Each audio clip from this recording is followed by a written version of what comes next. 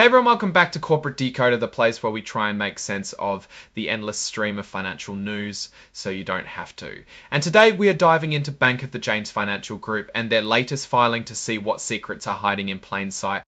So this is a current report, which usually means something new and important has happened with the company. And in this case, the big news revolves around a loan agreement they have with the National Bank of Blacksburg, or NBB for short.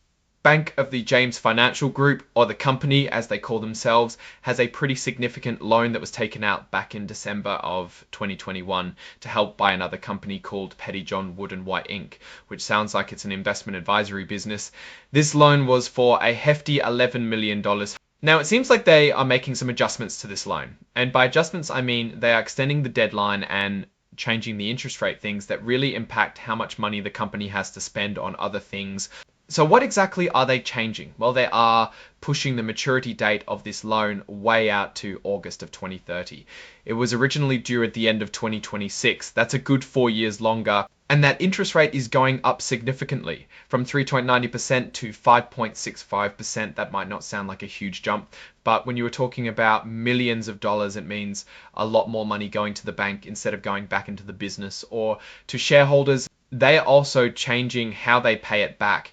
Instead of paying about $81,000 a month, they'll be paying about $61,000 a month for the next 240 months. That's a lot of monthly payments, but the kicker here is that the monthly payment went down while the interest rate went up, which means a much larger payment is due at the very end, a balloon payment of about $7.4 million. And here's an interesting little clause: they can actually ask to rearrange the payment schedule again if they pay back at least $1 million early. This gives them some flexibility if they have a good cash flow year. So where does the loan stand right now? As of the end of August, it looks like they still owe about $8.9 million on this loan. And what's backing this loan is pretty significant. They've put up about 4.95% of the bank's own stock as collateral. This means if they can't pay back the loan, the bank could end up owning a chunk of their own company. Now let's look at the bigger picture of what this means for Bank of the James Financial Group. Extending a loan and increasing the interest rate essentially means they are borrowing money for longer and it's going to cost them more. This definitely impacts their cash flow and their profitability. On the one hand, extending the maturity date gives them more breathing room and lowers their immediate monthly debt payments, which is good for day-to-day operations, especially if they need cash for growth or unexpected expenses. However, the increased interest rate is a clear negative. It means more of their revenue will be eaten up by interest payments rather than being available for other investments or to boost profits.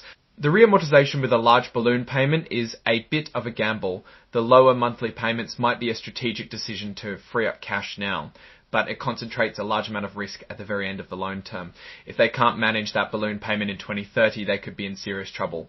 This move suggests that maybe they couldn't secure better terms elsewhere, or perhaps they are prioritizing immediate liquidity over long-term cost savings.